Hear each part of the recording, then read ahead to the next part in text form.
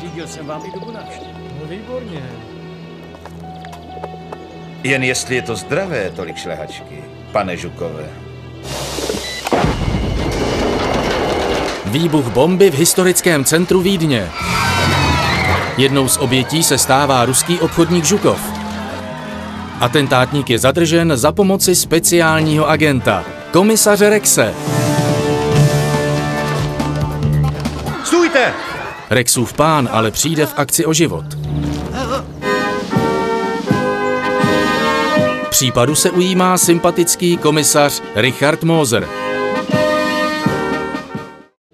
Bude schopen bojovat sám proti organizovanému ilegálnímu obchodu?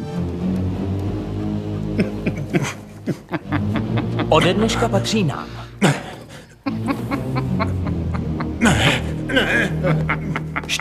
Štoky, zůstaň tady. On ti nic neudělá. Nikdy!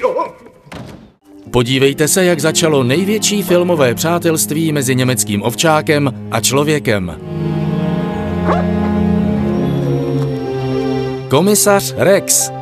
Již brzy ve vašem novinovém stánku.